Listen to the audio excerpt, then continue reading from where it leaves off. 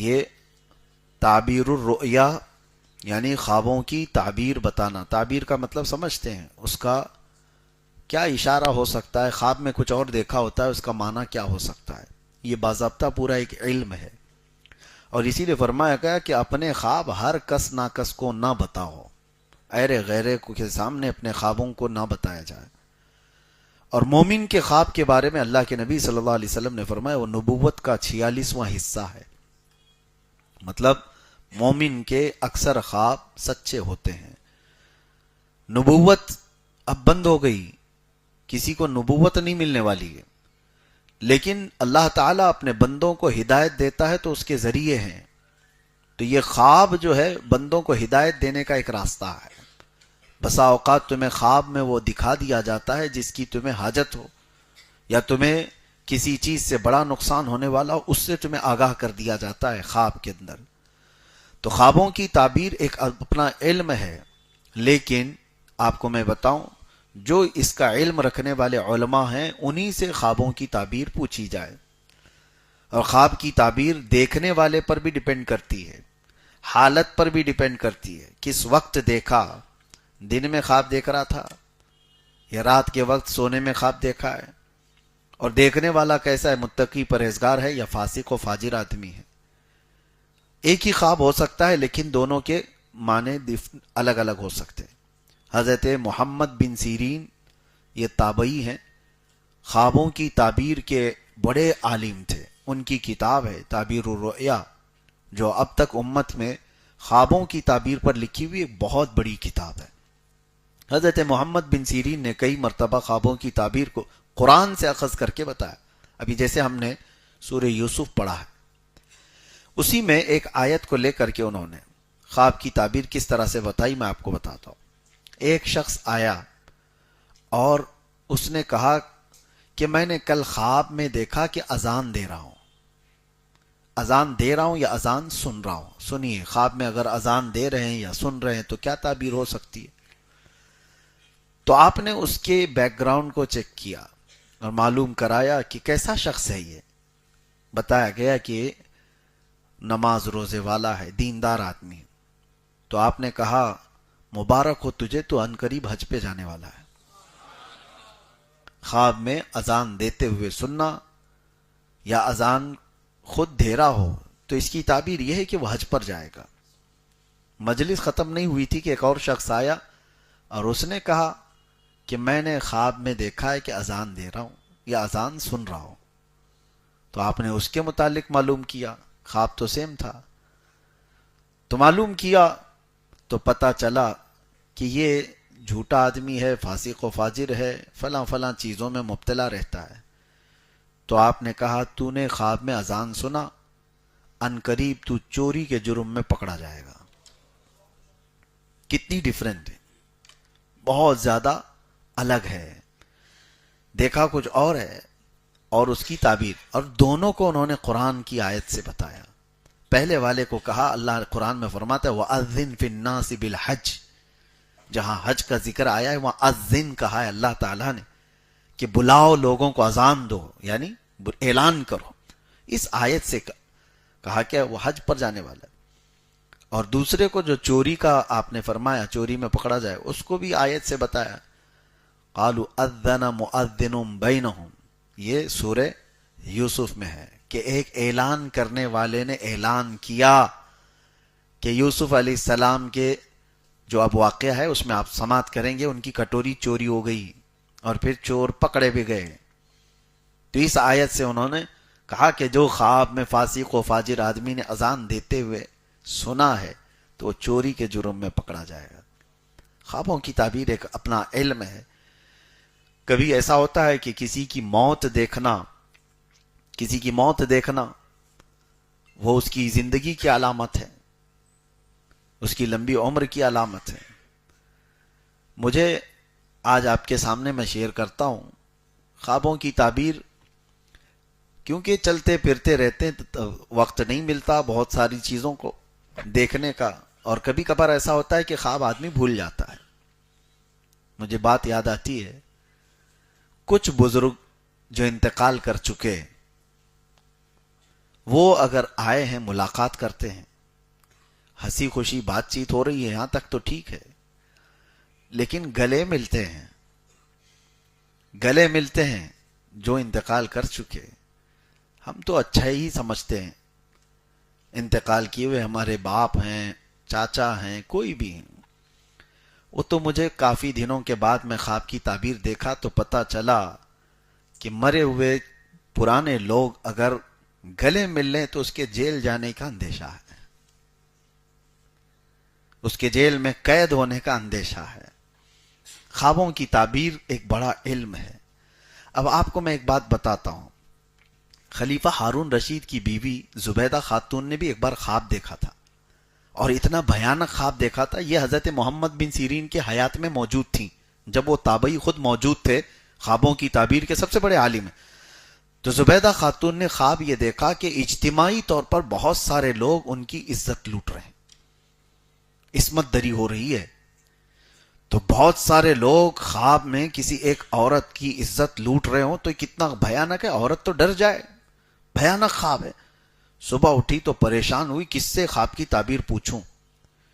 اس نے، زبیدہ خاتون نے بتانے کو بھی شرم محسوس کیا کہ کیسے میں کسی کو بتا سکتی ہوں کہ خواب میں میرے سارے مرد حضرات عزت لوٹ رہے تھے۔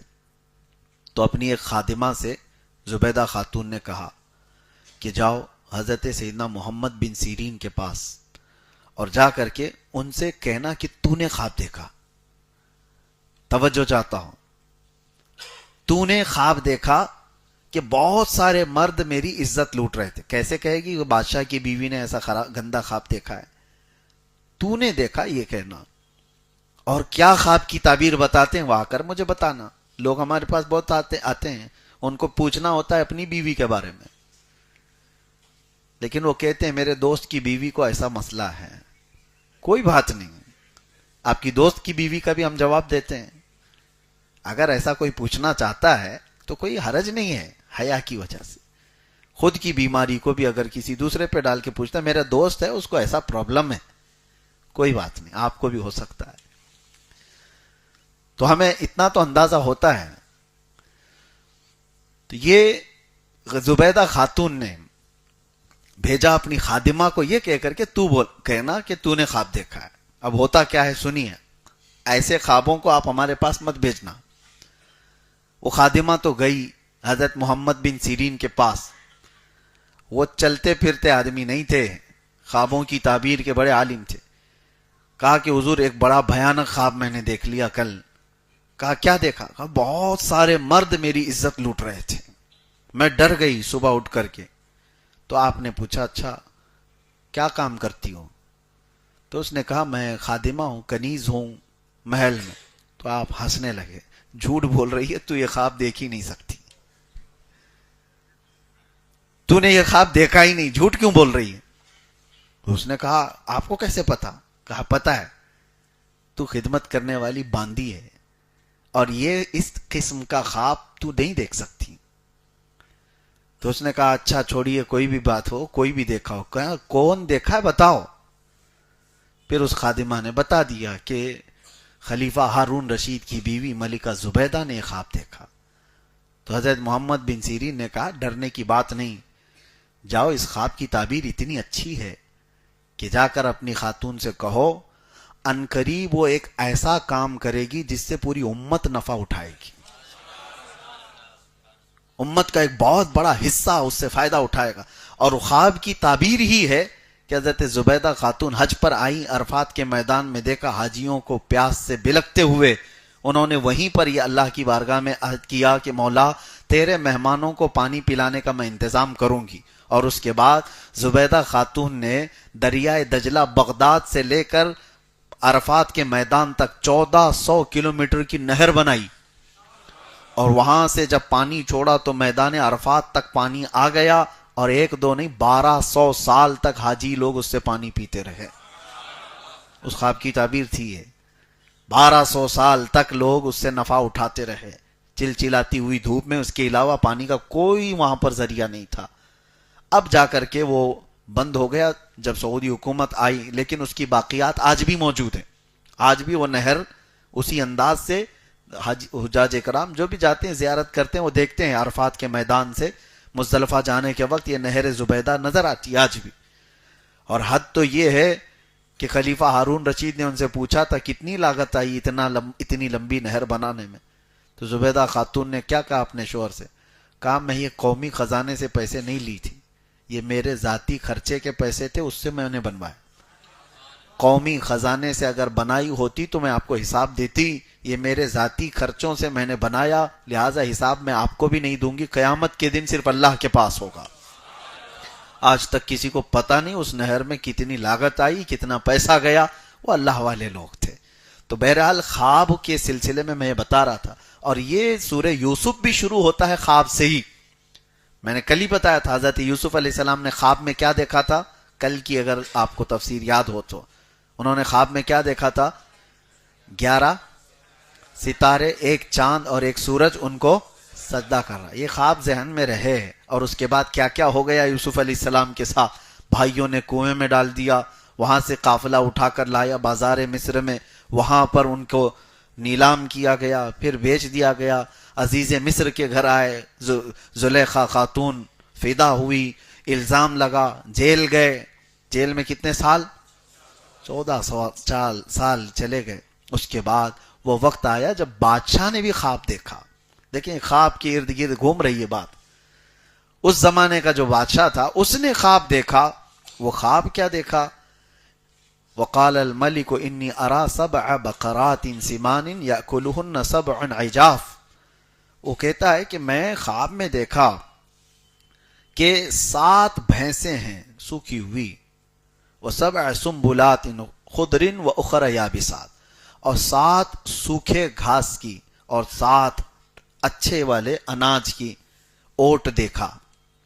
ایک خواب ایسا تھا 7 بھینسیں ہیں اور اس میں 7, اس کو کیا کہتے ہیں, گھاس کا جو اوٹ بناتے ہیں کسان لوگ بناتے ہیں بیلوں کے چارے کے لیے, اور 7 ہرے گھاس کے اور 7 سوکھے گھاس کے.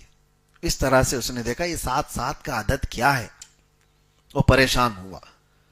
تو اس نے صبح اٹھ کر کے اپنے درباریوں سے پوچھا کہ کوئی ہے جو میرے خواب کی تعبیر بتائے. تو اس کے درباریوں میں وہ چھوٹا ہوا قیدی موجود تھا جس کے خواب کی تعبیر حضرت یوسف علیہ السلام نے جیل میں بتائی تھی, جو انگور کا رس نچوڑ رہا تھا. وہ آزاد بھی ہو گیا. اس نے کہا کہ ہاں مجھے ایک آدمی پتا ہے جو جیل کے اندر رہتا ہے, خوابوں کی سچی تعبیر بتاتا ہے. تو بادشاہ نے کہا اس کو لے آؤ. تب یوسف علیہ السلام کو جیل سے آزاد کر کے لایا گیا. یوسف افتنا فی 7 بقرات, یوسف ایھا الصدیق افتنا فی 7 بقرات. اب بادشاہ کہتا ہے اے یوسف میرے یہ 7 بھینسوں والے خواب کی تعبیر بتاؤ کیا ہوگا. تو حضرت یوسف علیہ السلام نے کہا کہ تمہارے خواب کی تعبیر یہ ہے کہ 7 سال جو ابھی آئیں گے تمہارے بہت خوشحالی کے ہوں گے, غلہ اناج سب زیادہ ہو جائے گا. ثم یأتی بعد ذلك عام فیہ یغاث الناس وفیہ یعصرون. اس کے بعد پھر ایسا وقت آ جائے گا کہ لوگ جو ہے بھوکے اور پیاسے ہو جائیں گے, پوری زمین سوکھ جائے گی, اناج غلہ ختم ہو جائے گا, لوگ اپنے آپ کو بیچنے لگ جائیں گے, سب چیزیں اٹھا کر بیچ دیں گے. تو کیا کرنا چاہیے؟ تو بادشاہ سے یوسف علیہ السلام نے کہا یہ جو تمہارے اچھائی کے 7 سال ہیں یہ اس میں اناج اور غلہ خوب جمع کر لو, اور جب وہ برے دن آ جائیں یعنی بھوک و پیاس و شدت کے, اس وقت اپنی رعایا کو تم اناج تقسیم کرو. تو بادشاہ کو یہ خواب سمجھ آ گیا, یہ تعبیر سمجھ آ گئی, اور اس کے اعتبار سے بادشاہ نے اعلان کیا اور سارے غلے اناج جمع کیے جانے لگے. اور یوسف علیہ السلام کو اس خواب کی تعبیر بتانے کے بعد بادشاہ مصر نے سیدھے اپنے وزیر اعظم کے عہدے پر بٹھا دیا. وزیروں میں بھی وزیر اعظم کے عہدے پر بٹھا دیا. یہی ہے رب تعالیٰ کا نظام. گھر سے نکلے, قافلے میں گئے, کنویں میں ڈالے گئے, بازار میں بیچے گئے, پھر جیل میں ڈالے گئے, اور اس کے بعد سیدھے رب تعالیٰ کہاں وہ اتنا بلند مقام کے وزارت عظمیٰ پر بٹھا دیا. اور اللہ فرماتا ہے وَكَذَلِكَ مَكَّنَّا لِيُوسُفَ فِي الْأَرْضِ, ہم نے زمین پر یوسف کو قوت بخشی. اور یوسف علیہ السلام نے اپنے حسن تدبیر سے ملک کے اور سلطنت کے کاموں کو ایسا نبھانا شروع کیا کہ بادشاہ کا اعتماد پورا آپ کے اوپر. 7 سال گزر گئے. اس کے بعد جو قحط کے 7 سال آئے، وہ آگے کے جو 7 سال، تو ساری رعایا پریشان تھی. ہر جگہ سے لوگ بھوکے اور پیاسے، اور کچھ بھی نہیں تھا. سب لوگوں نے جانور بیچ دیے، گھر بیچ دیے، اپنے آپ کو بھی بیچنے لگ گئے. تبھی اعلان ہوا کہ لوگوں کی ضروریات کے لیے شاہی خزانے سے غلہ دیا جائے گا. جو جس گھر میں، اب راشن تقسیم ہوتا ہے، جس گھر میں جتنے لوگ ہیں اتنا راشن لے کے جاؤ. اعلان ہو گیا، ہر جگہ سے لوگ اناج غلہ لینے کے لیے آئے. یہ وہ زمانہ ہے جب یہ شدت بھوک اور قحط سالی کی وجہ سے سارے لوگ پریشان تھے. تو یوسف علیہ السلام کے وہ 10 بھائی، ان کا کیا ہوا؟ وہ حضرت یعقوب علیہ السلام کی ناراضگی ہی مول لے کر جی رہے تھے. یعقوب علیہ السلام کا حال یہ تھا کہ اپنے بیٹے کی جدائی کے غم میں روتے روتے ان کی آنکھیں چلی گئی تھی. نبی تھے یعقوب علیہ السلام، لیکن یوسف علیہ السلام سے بے انتہا محبت کرتے تھے، اور اتنا غم تھا آپ کو کہ آپ کی بینائی چلی گئی. تو اللہ تبارک و تعالیٰ نے حضرت یعقوب علیہ السلام کے دل کو سکون دینے کے لیے ایک اور بیٹا عطا کیا یعقوب علیہ السلام کو، جن کا نام بنیامین رکھا گیا. بنیامین، یوسف علیہ السلام کے جانے کے کئی سالوں بعد بنیامین پیدا ہوئے. اور حضرت یعقوب علیہ السلام اب یوسف علیہ السلام کے مقام پر بنیامین کو زیادہ پسند کرتے تھے، اپنے قریب رکھتے تھے، ان سے محبت کرتے تھے جیسے یوسف علیہ السلام کے ساتھ تھا. بہرحال اب غلہ اور اناج جب بٹنے کی بات آئی تو یہ 10 بھائیوں کو بھی حضرت یعقوب علیہ السلام نے کہا، جاؤ بادشاہ مصر غلہ اور اناج تقسیم کر رہا ہے، تم لوگ بھی اپنے حصے کا لے آؤ. یہ 10 لوگ نکلے اور آئے. ان کو تو خبر ہی نہیں ہے یوسف کہاں ہیں. یہ تو کنویں میں ڈال کر ختم سمجھ رہے تھے، ان کی زندگی کا خاتمہ سمجھ بیٹھے تھے. اس کنویں سے، زہریلے کنویں سے بھلا زندہ کون نکلے گا جس میں یہ لوگ ڈال کے آئے تھے؟ لیکن اللہ جہاں سے چاہے نکالے. اب یہ 10 آئے اور غلہ جب تقسیم ہو رہا تھا تو یہ لوگ جیسی آئے، حضرت یوسف علیہ السلام نے ان کو دیکھا، دیکھتے ہی پہچان لیا. اور ان لوگوں نے حضرت یوسف علیہ السلام کو نہیں پہچانا. بادشاہ وقت کا وزیر اعظم ہے، اتنے بڑے مقام پر ہے. حضرت یوسف علیہ السلام نے ان کو دیکھا، اور یوسف علیہ السلام کو معلوم تھا کہ ایک اور بھائی میرا چھوٹا یعقوب علیہ السلام کا نور نظر بن چکا ہے، بہت عزیز ہے. تو حضرت یوسف علیہ السلام نے ان سے کیا کہا؟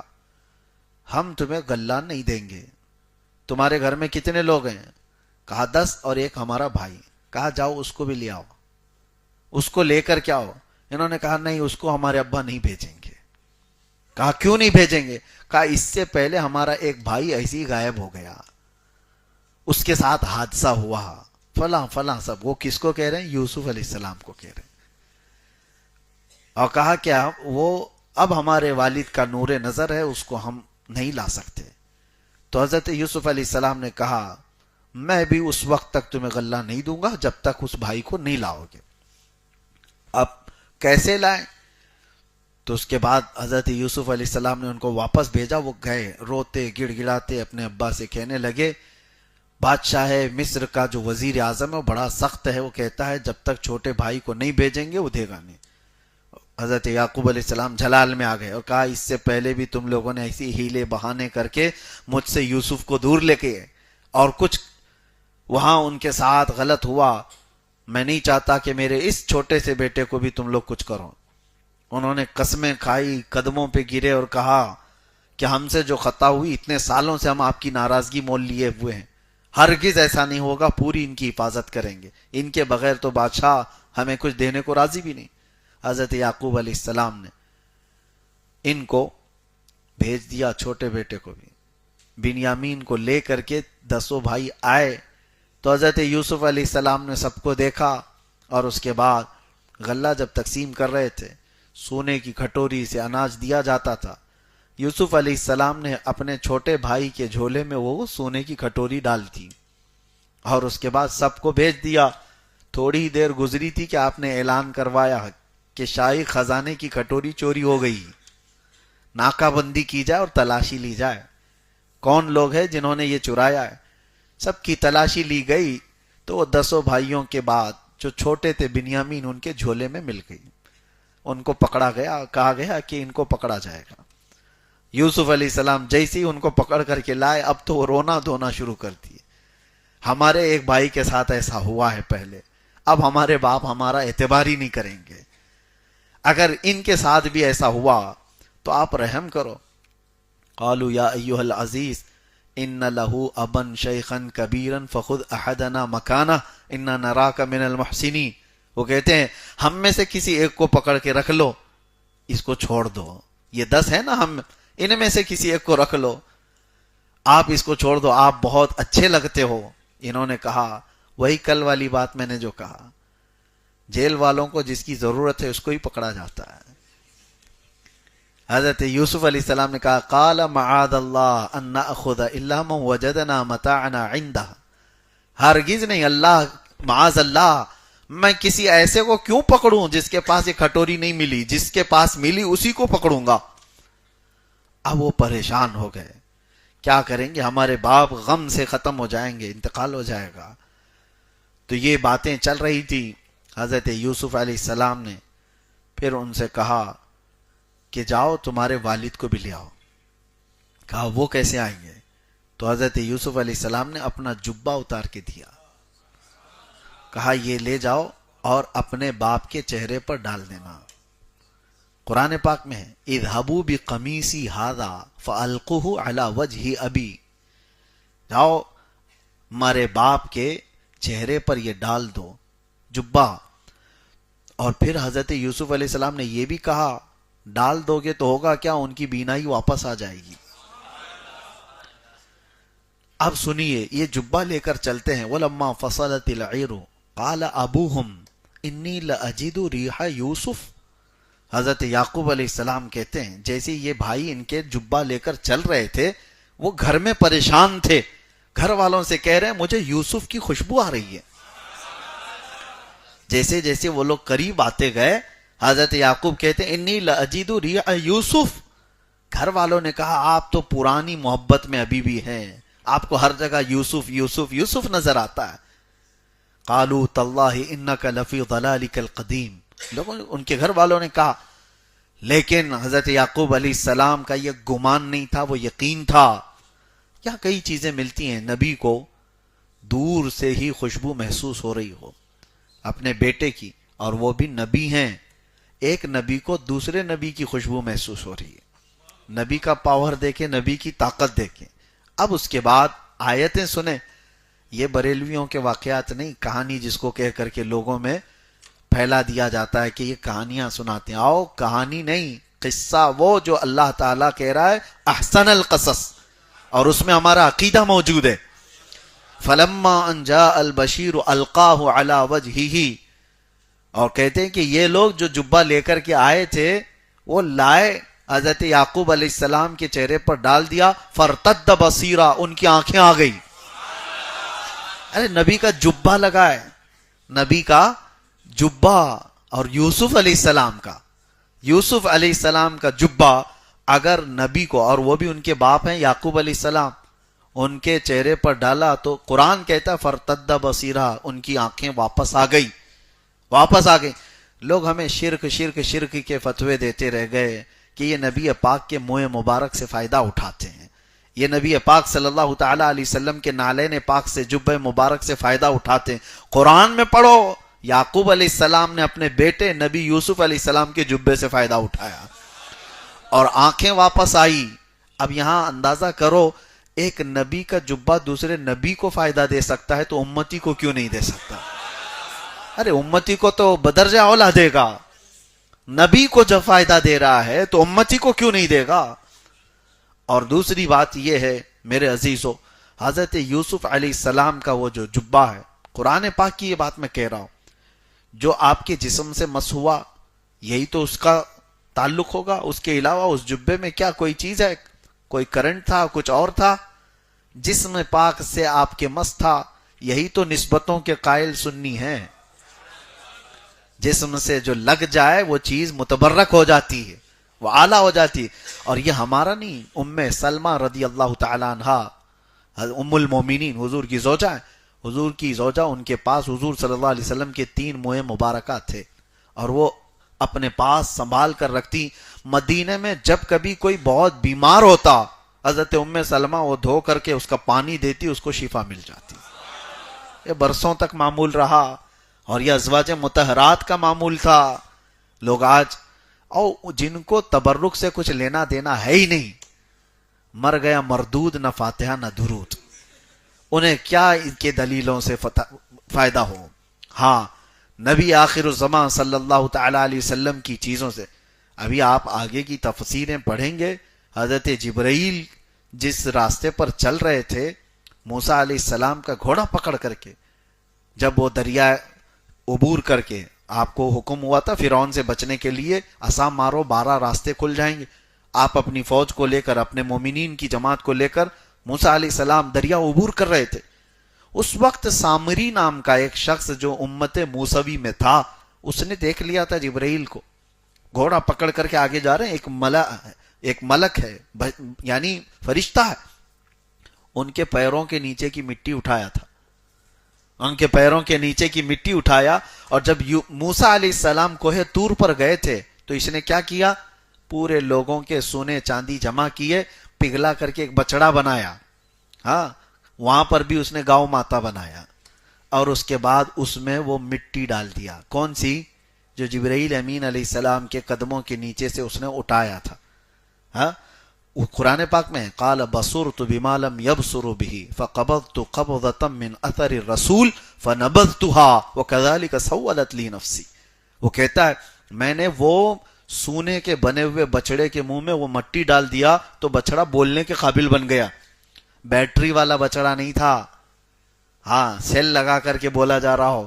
اس زمانے میں موسیٰ علیہ السلام کے زمانے میں اس نے بولنے کے قابل بنایا, اور لوگ جو ہے اس کو خدا سمجھ بیٹھے. کتنے تو شرک کر گئے, سجدے میں گر گئے, اس بچڑے کی محبت ان کے دلوں میں بیٹھ گئی, اور شرک ایسا کیے کہ اللہ کا عذاب آیا ان پر. موسیٰ علیہ السلام جب واپس آئے تو دیکھ کر جلال میں آئے. اب یہاں میں بتانا چاہتا ہوں جبرائیل امین کے قدم کے نیچے کی مٹی اٹھا کر کے بے جان بچڑے کے منہ میں ڈال دیا جائے, وہ بولنے کے قابل ہوتا ہے. تو جہاں رحمت عالم صلی اللہ علیہ وسلم جس مدینے پہ چلے ہوں, کیا وہ مدینے کی مٹی کھا کے شفا نہیں ہوگی؟ تراب المدینۃ فیہ شفاء, مدینے کی مٹی میں شفا ہے. غبار المدینۃ فیہ شفاء, وہاں کی دھول میں بھی شفا ہے. صحابہ جب مدینہ طیبہ سے چلتے تھے تو اپنے چہروں پر لگی ہوئی دھول کو صاف نہیں کرتے, اکثر اس لیے کہ وہ جلد کے لیے شفا ہے. حضور پاک صلی اللہ علیہ وسلم کے قدم جہاں پر پڑے ہیں وہ شفا ہے. ہاں جو چیز مس ہوئی, یہ قرآن کے عقیدے کی بات میں بتا رہا ہوں. حضرت یوسف علیہ السلام کے والد آئے اور اب بینا تھے, اور یہ 10 بیٹے اور چھوٹے بیٹے 11 لوگ مل کر کے آئے. یوسف علیہ السلام کو جیسے ہی انہوں نے دیکھا, عزیز مصر بادشاہ بھی تھا اس وقت, اور حضرت یوسف علیہ السلام نے پھر اپنا قصہ بتایا کہ یہ میرے بھائی ہیں, یہ میرے باپ ہیں, یہ میرے چھوٹے بھائی, انہوں نے یہ کیا تھا فلاں فلاں, اور اللہ تعالیٰ نے مجھے وہاں سے نجات دیا, بازار میں پہنچایا, پھر پرانے بادشاہ کے گھر, وہاں سے جیل, جیل سے تمہارے دربار میں. یہ اللہ تبارک و تعالیٰ کی حکمتیں ہیں, جسے جہاں سے چاہتا ہے اٹھا کر بلند کرتا ہے. اور پھر اپنے بھائیوں سے کہا لا تثریب علیکم اليوم یغفر اللہ لکم, آج تمہاری کوئی پکڑ نہیں, اللہ تمہاری بخشش کرے. بھائیوں کو انہوں نے معاف کر دیا, آج میں تمہاری کوئی پکڑ نہیں کرتا, اللہ معاف کرے, میں تمہارے لیے استغفار کرتا ہوں. جیسی یوسف علیہ السلام نے یہ کہا, وہ سارے لوگ یوسف علیہ السلام کی تعظیم میں سجدے میں گر گئے, سجدے میں گر گئے. فلما دخلوا على يوسف آوى إليه أبويه وقال ادخلوا مصر إن شاء الله آمنين. یہاں سے اللہ تعالیٰ فرماتا ہے ورفع أبويه على العرش وخروا له سجدا وقال يا أبت هذا تأويل رؤياي. اس میں کتنے لوگ سجدے میں گر گئے؟ 11 بیٹے, یعقوب علیہ السلام اور عزیز مصر. حضرت یوسف علیہ السلام کہتے ہیں بچپن میں نے جو خواب دیکھا تھا, اے میرے والد یہ اس کی تعبیر ہے, یہ 11 ستارے ہیں, ایک چاند ہے اور میرا باپ سورج ہے. عزیز مصر بادشاہ اس کی مثال چاند ہے, اور یعقوب علیہ السلام وہ سورج کی مثل ہیں. اور سارے تعظیم میں جھک گئے, کس کے؟ یوسف علیہ السلام. تعظیم کا سجدہ جائز تھا. اس واقعے کو لے کر کے کوئی پیر صاحب پھر سجدہ نہ کرائیں. ہاں وہ تعظیم یعنی مذہب موسوی میں اور اس سے قبل کی مذاہب کی بات میں کر رہا ہوں. بہت ساری چیزیں شریعت میں تبدیلی آ گئی. یوسف علیہ السلام کی شریعت میں جائز تھا. اگر آپ ان کی شریعت میں ہو تو یہاں زندہ بھی نہیں رہنا چاہیے. یہ امت محمدیہ ہے, شریعت چلے گی تو میرے مصطفیٰ کی ہوگی. بہرحال حضرت یوسف علیہ السلام کا واقعہ یہاں پر تمام ہوا, اور اللہ تبارک و تعالیٰ نے ان بھائیوں کو جو معاف فرمایا. اس میں ایک بہت نفیس عمدہ نکتہ مفسر شہیر حکیم الامت بیان فرماتے احمد یار خان رحمۃ اللہ علیہ. دیکھیں توجہ, بھائی جو ہے اگر دیکھا جائے تو ایک نبی کے ساتھ انہوں نے بہت بڑا برا کام کیا ہے, نبی کو مارنے کا کام. اور نبی کے ساتھ جب کوئی اس طرح کی حرکت کرتا ہے تو معاف ہوتا نہیں. تاریخ کے اعتبار سے دیکھیں گے اگر آپ, معاف ہوتے نہیں وہ لوگ, نبی کو نقصان پہنچانے والے اس طرح کے.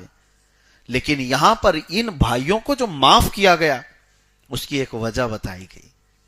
آپ سوچیں, حضرت یوسف علیہ السلام کو انہوں نے کنویں میں جو ڈالا, وجہ کیا تھی ان کی, کس لیے وجہ کیا تھی؟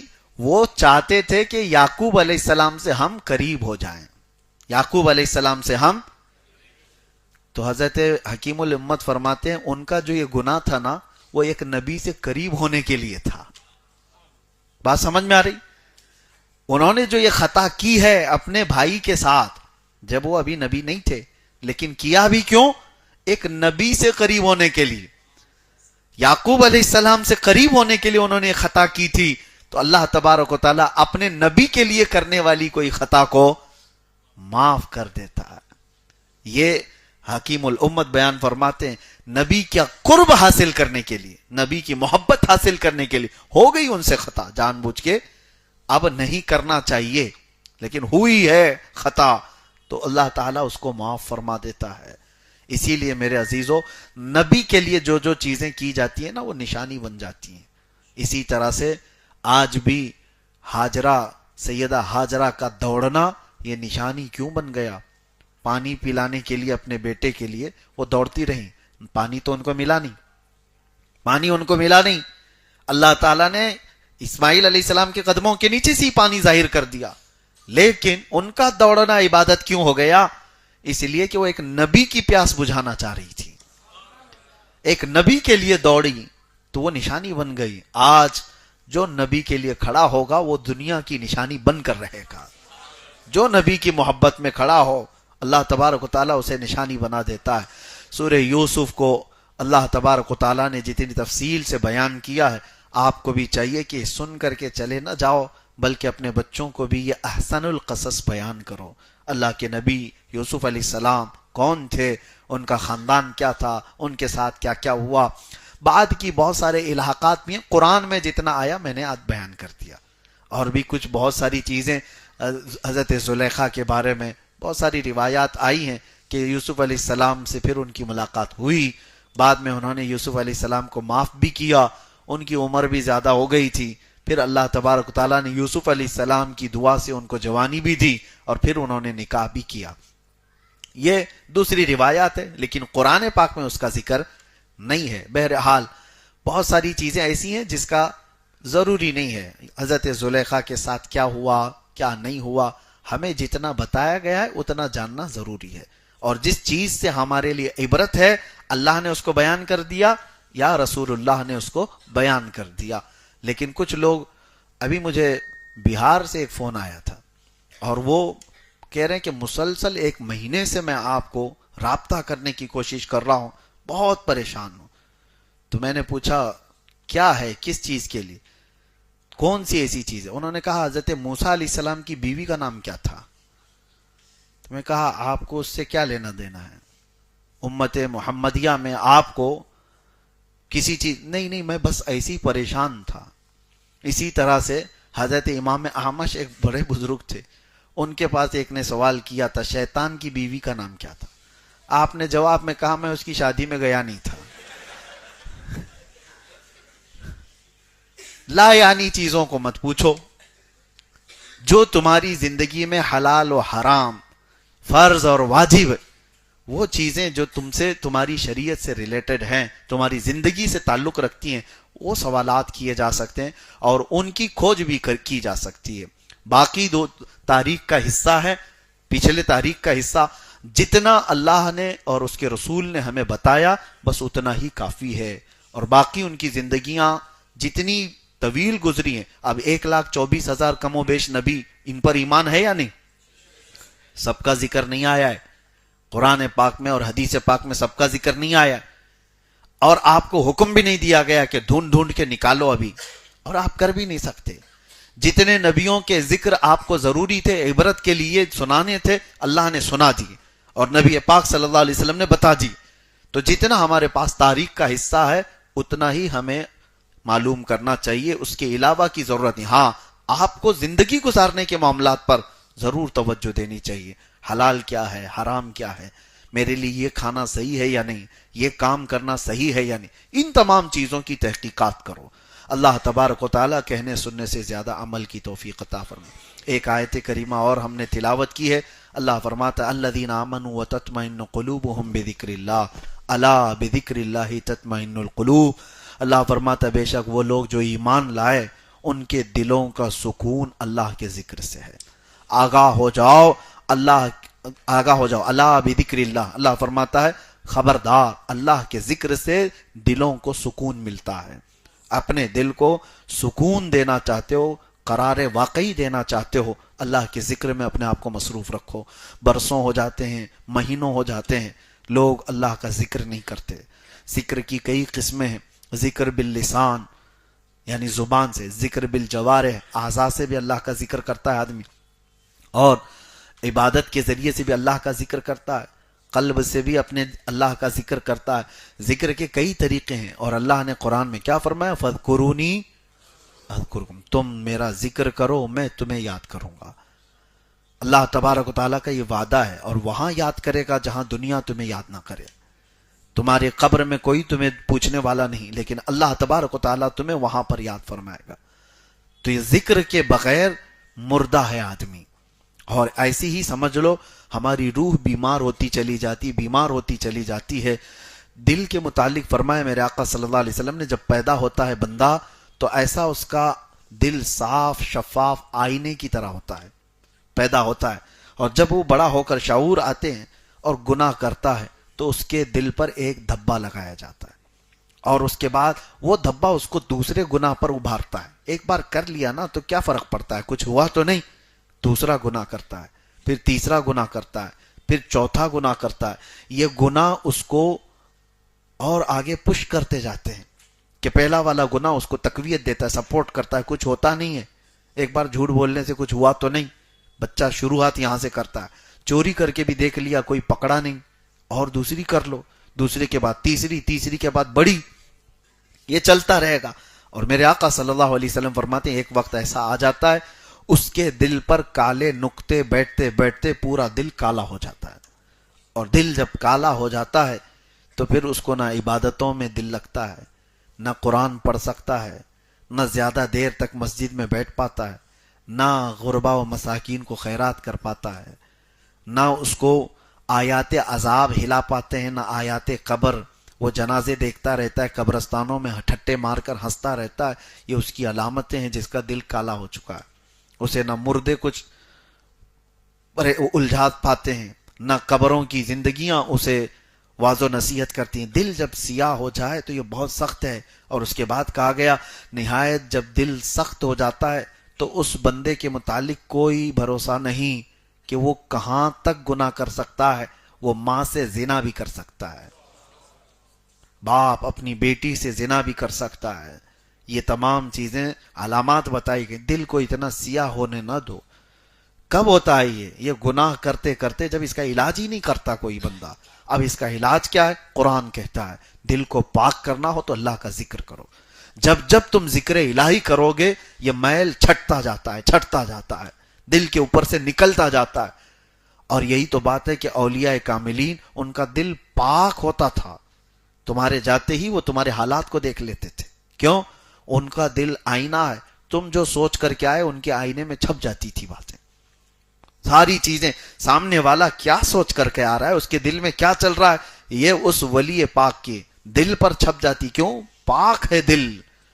اور جب پاک دل جس طرف بھی گھومتا ہے وہ لوگوں کو چمکا کے جاتا ہے. مولانا روم رحمت اللہ علیہ فرماتے ہیں شیشے کا ایک ٹکڑا دن کے وقت لے لو اور اس کو دیواروں پہ جس طرف بھی سورج کو دکھا کر کے اجالا کرو گے تو دیواروں پر بھی یہ شیشے کی روشنی جائے گی کہ نہیں جائے گی؟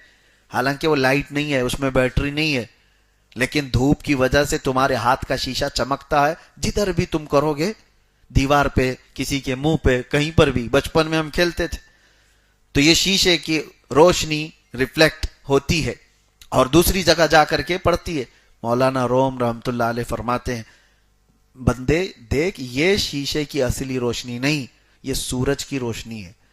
اس لیے اس سے آ کر کے تیرے دیوار کو، تیرے چہرے کو چمکا رہی ہے کہ شیشہ صاف ہے. وہی تو کوئلہ لے کر کھڑا ہو جا اور سورج کی روشنی اس پر جتنی بھی پڑے تو جدھر بھی گھما کوئی روشنی نہیں ہوگی. شیشے کے ذریعے سے سب جگہ تو روشن کرتا ہے. یہی اولیاء اکرام کی مثال ہے کہ ان کا دل پاک ہوتا ہے تو آفتاب رسالت سے سیدھے روشنی پڑتی ہے. میرے آقا صلی اللہ تعالی علیہ وسلم کے نور کی سیدھے روشنی ان کے دل پر پڑتی ہے اور پھر وہ جس طرف بھی رخ کرتے ہیں ہزاروں کو چمکا کر کے چلے جاتے ہیں.